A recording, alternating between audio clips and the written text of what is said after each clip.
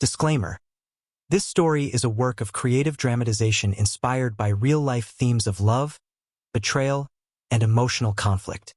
Names, characters, places, and events have been changed or fictionalized for privacy and storytelling purposes.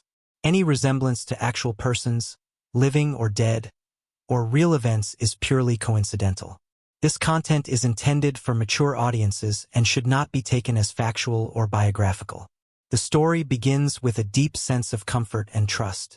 The narrator, the wife, reflects on the bond she has shared with her best friend for years. They have walked through every season of life together.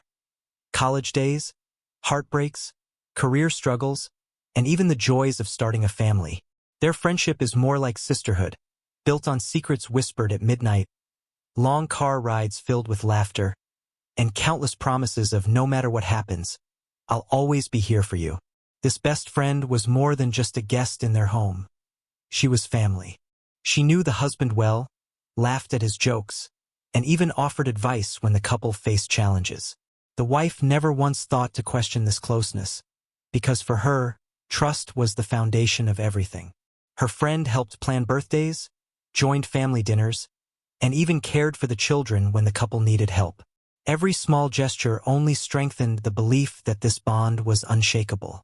The husband, too, had grown comfortable around the friend. He would talk to her casually, share updates about work, and joke around in the same way he did with his wife. To an outsider, it all seemed harmless, a natural extension of friendship. And for the wife, it was a blessing. She was grateful to have someone she could lean on, someone who made her life easier, someone she thought wanted nothing more than to see her happy. In these early moments of the story, the atmosphere is warm and secure. The audience feels the closeness, the laughter, the easy companionship. The wife's narration is tender, filled with gratitude, as she recalls those days when she believed she had it all. A husband who loved her and a best friend who supported her unconditionally. She truly thought her life was protected by love and loyalty on all sides. But beneath this comfort, there are subtle details that the audience will later realize carried weight. The best friend's eyes lingering a little too long on the husband's smile. The way she seemed to always find time to be around, even when uninvited. Small moments brushed aside as just how close we are. These tiny cracks go unnoticed, hidden beneath years of trust. The keynote closes with a powerful foreshadowing line from the wife. Looking back, I realize trust can blind you. And when you give your heart completely to people, you never expect they'll be the ones to break it. At first, it was nothing. Tiny things that didn't even register as warnings. My best friend and my husband had always been comfortable around each other, and I encouraged it. I thought it was beautiful that the two people I loved most in this world could share laughter, inside jokes, and even long conversations without me feeling left out. It made our home feel warmer, more alive. But then I began to notice a change in the tone. Their laughter carried a different kind of rhythm, one that seemed to belong to them alone. At dinner, she sometimes leaned across me to answer his questions first, her voice lighter than usual, her smile brighter. It wasn't inappropriate, not yet. It was subtle, so subtle that I told myself I was imagining it. Still, a quiet unease began to stir inside me. One evening, I walked into the living room to find them sitting a little closer than normal on the couch. Nothing scandalous, just a closeness that made me pause. She was laughing at something he said, her hand briefly brushing his arm as though she couldn't help it.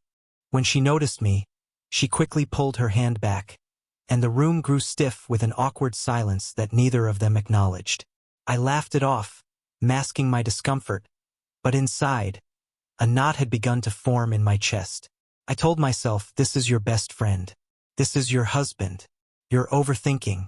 But as the days turned into weeks, small moments piled up. Moments too easy to ignore, too easy to excuse. She started coming over more often, even when I hadn't invited her. Sometimes she'd text me, saying she was just checking in, but then would steer the conversation toward my husband's work or his schedule.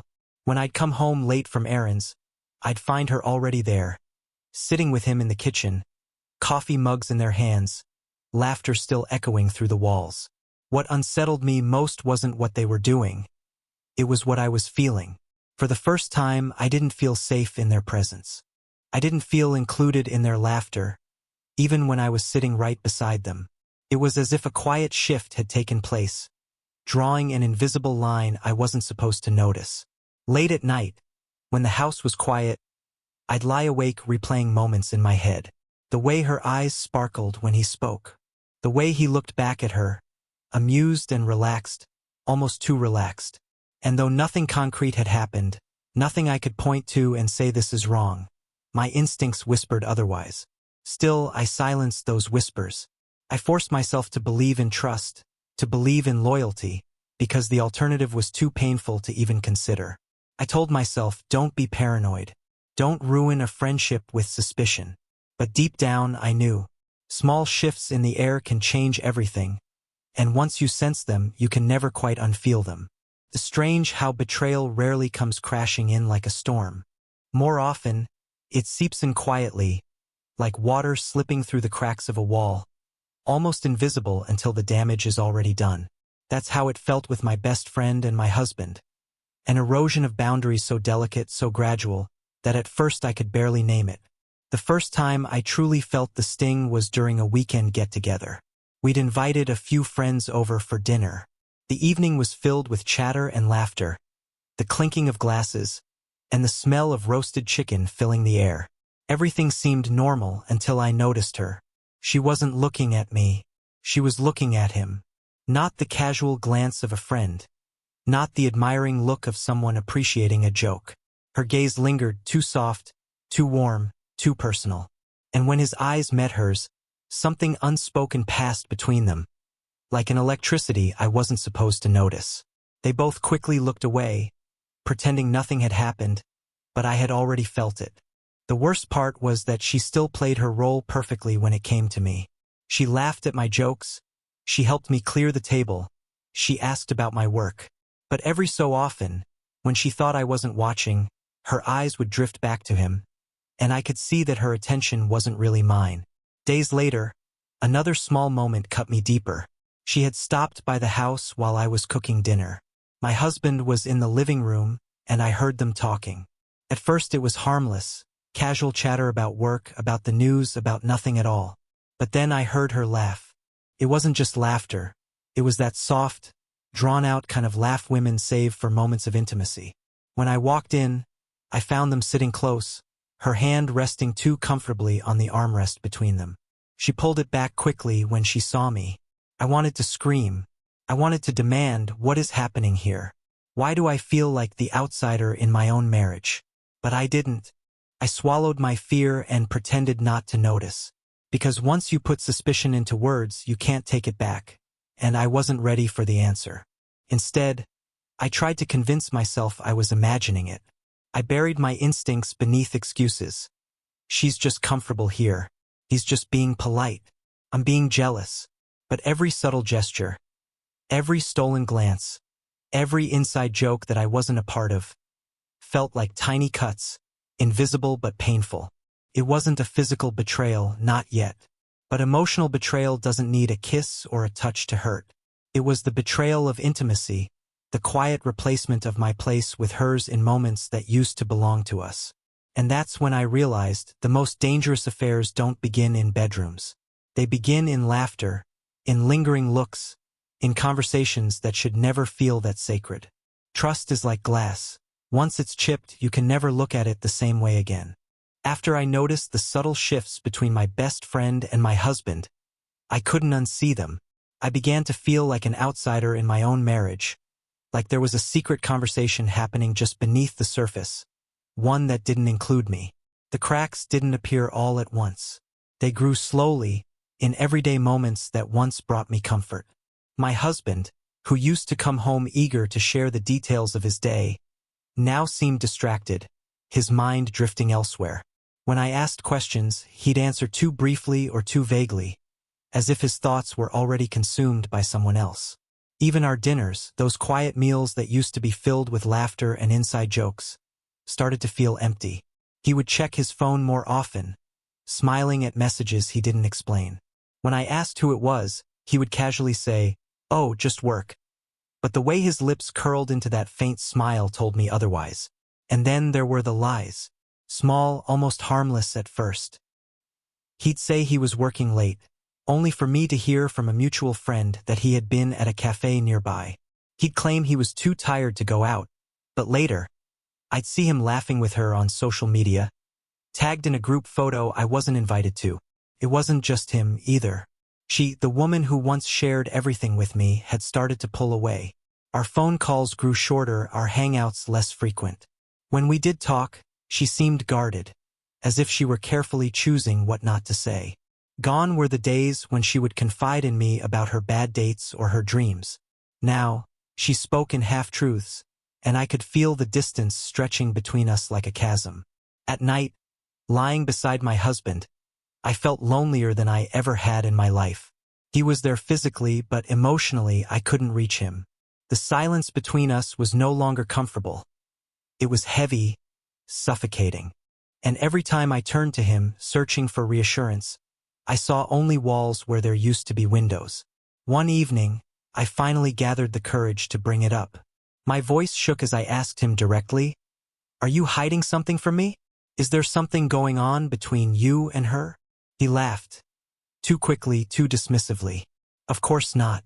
You're imagining things," he said, brushing it off with a kiss on my forehead. But his eyes didn't meet mine, and that small detail screamed louder than his denial ever could. That night, I lay awake staring at the ceiling, my heart aching with a truth I wasn't ready to accept. The marriage I had built, the trust one had cherished, was slipping away, and though I wanted desperately to hold on, I couldn't ignore it anymore. Love doesn't vanish overnight, but it can slowly bleed out through 1,000 tiny betrayals. Betrayal doesn't always announce itself with fireworks. It creeps in quietly, until the truth is undeniable. By the time I finally saw it with my own eyes, I had already lived through countless nights of suspicion, of second-guessing myself, of wondering if I was paranoid or simply protecting my heart from a reality too painful to face. The moment it became real is burned into my memory. One evening, I came home earlier than expected. The house was unusually quiet, yet I could hear faint laughter echoing from the living room. At first, I thought maybe my husband had invited some colleagues over. But as I stepped closer, my chest tightened. That laugh, it wasn't his. It was hers.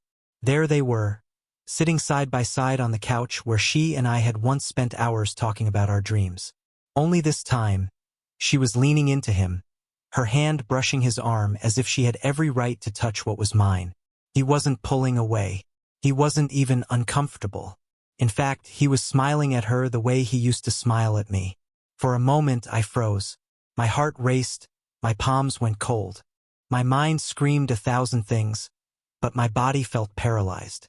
I wanted to shout, to demand answers, to throw something, anything, to shatter the image in front of me. But all I could do was stand there, watching the life I thought I had built crumble in silence. They didn't notice me right away. It was almost worse that way, seeing them so comfortable, so unguarded in each other's presence. When my husband finally saw me, his face shifted from surprise to guilt in a split second. Hers? She looked away, shame flooding her expression, but she didn't say a word. "Explain this?" I whispered, though my voice shook with more anger than volume. My husband stumbled over excuses, insisting it was nothing, that I was misinterpreting everything. But the damage was already done. No excuse could erase the sight of them together. No words could undo the way they looked at each other when they thought no one else was watching. That night, everything changed. The walls of my home no longer felt safe. They felt like a cage of lies. My best friend, the one I trusted with my secrets, my struggles, my very soul, had crossed the line I thought was unbreakable. And the man I vowed to love and cherish had betrayed me in the most intimate way possible. By giving his attention, his affection, to someone else. It wasn't just about physical closeness. It was the emotional intimacy they shared, the inside jokes, the stolen glances, the easy laughter that used to belong to us. That was the real betrayal. It wasn't just my marriage that shattered in that moment. It was my sense of worth, my ability to trust, my belief that love could withstand anything. The betrayal wasn't hidden anymore. It was alive, breathing in front of me. And for the first time, I realized I couldn't escape it. I had to face it. The silence after the betrayal surfaced was deafening. It wasn't just an absence of sound. It was the weight of everything unspoken pressing down on us. I stood there, staring at them, my heart pounding so violently it felt like it might break through my chest. My husband kept opening his mouth as if he had words to defend himself, but every syllable died before it reached me. She sat there, my best friend, the one who knew my deepest fears, who had been with me in moments of weakness, her head lowered, her hands nervously twisting together like a child caught stealing. Finally, I spoke. My voice wasn't loud, but it carried years of love, trust, and heartbreak all tangled into one. Tell me the truth. Both of you. At first, he denied everything. It's not what you think, he said, his tone desperate. She just came by. We were just talking. Nothing happened. But his eyes betrayed him. His words might have been weak excuses, but his gaze flickered to her with a softness that didn't belong to a man defending his innocence. I turned to her, hoping, praying that she, at least, would have the courage to face me honestly. But she stayed silent, her shoulders shaking as tears slid down her cheeks. That silence hurt more than anything. Silence was an admission, a confirmation that what I feared most was true. Talking, I repeated, my voice breaking. Do friends touch like that? Do friends laugh like that when they know the wife is working late? Do friends sneak behind someone's back, hoping never to get caught? Her sobbing grew heavier. He ran a hand through his hair, pacing the room like a man trapped in a corner, searching for an escape. It wasn't supposed to happen, he finally blurted out, his words spilling in a rush. I didn't mean for it to. We didn't mean for it to. Those words sliced through me. We didn't mean for it to. It wasn't denial anymore. It wasn't a misunderstanding. It was an admission. My best friend and my husband had crossed the line, and they both knew it. I felt anger boiling inside me, hotter than I'd ever known. Betrayal from one person is devastating, but from two people you trusted most in the world, it's soul-crushing. I wanted to scream, to unleash all the pain building in my chest. Instead, tears poured down my face as I said the words I never imagined saying. You both destroyed me. The room trembled with raw emotion. She reached out as if to touch me, to beg for forgiveness. But I pulled away so quickly it was as if her touch burned. Don't, I snapped. Don't you dare. He tried to step closer, murmuring apologies, swearing it was a mistake, that he still loved me. But love doesn't betray. Love doesn't sneak in the shadows. Love doesn't make you question your worth in the middle of the night. In that confrontation, I realized something I had been avoiding for weeks. This wasn't just a stumble. It wasn't just a lapse in judgment. This was a choice they both made. And their choice left me shattered, standing in the ruins of a marriage and a friendship I thought would last forever. The days that followed the confrontation were some of the darkest I had ever lived. The house that once felt warm and alive now echoed with silence. Every corner carried memories of laughter, of shared dreams, of moments that had once felt unshakable. But now, even the air seemed heavy, poisoned by betrayal. I would wake in the middle of the night, my body trembling, my mind replaying the scene of that night on an endless loop. Sometimes I thought I heard her laugh in the hallway, or his footsteps coming closer. Phantoms of what used to be. Grief came first. It wasn't just the loss of my husband, it was the loss of my best friend. She had been the person I confided in, the one I trusted with my secrets, the one I leaned on when the world felt too heavy. Now I couldn't even think her name without my chest tightening, without my stomach twisting in knots. I cried until my eyes felt raw, until my tears ran dry. But after grief, anger took root. And anger was different. It lit a fire in me that I hadn't felt in years. For so long, I had put everyone else first, his needs, her friendship, their comfort. And what did I get in return? Lies, deceit, broken trust. Somewhere in the middle of all the pain, a thought began to take shape. I deserved better than this. That thought grew louder each day. I deserved loyalty. I deserved honesty. I deserved love that didn't need to sneak in the shadows. And so, I started to reclaim pieces of myself that I had forgotten. The first step was leaving. I packed my things slowly, with trembling hands, but with a resolve I hadn't expected to find. Every folded shirt and every zipped-up bag felt like a declaration. I would no longer live in the ruins of someone else's choices. I walked out that door, not knowing what the future held, but certain I couldn't stay in a place where love had died. Healing wasn't immediate, it never is. I battled with loneliness, with self-doubt, with the whispers in my head that told me I wasn't enough. But over time, I fought back. I began journaling, pouring out every thought, every hurt, every flicker of hope. I reconnected with old friends, people who reminded me of my worth, who held me when I felt like collapsing. I took long walks, breathing in fresh air, reminding myself that life still moved forward, even when I felt stuck in the past. And slowly, I began to smile again. Not because the pain was gone, it never fully disappears, but because I was building something stronger out of the ashes. I discovered a resilience I didn't know I had. I realized that betrayal may have broken me, but it also freed me. It forced me to see who truly stood by me and who didn't. One day, as I looked at myself in the mirror, I didn't just see the woman who had been betrayed. I saw the woman who survived it. The woman who had been crushed but rebuilt herself with her own two hands. And in that reflection, I found the greatest truth of all. Sometimes, the most heartbreaking endings are actually the beginnings of the most powerful chapters of our lives. 60.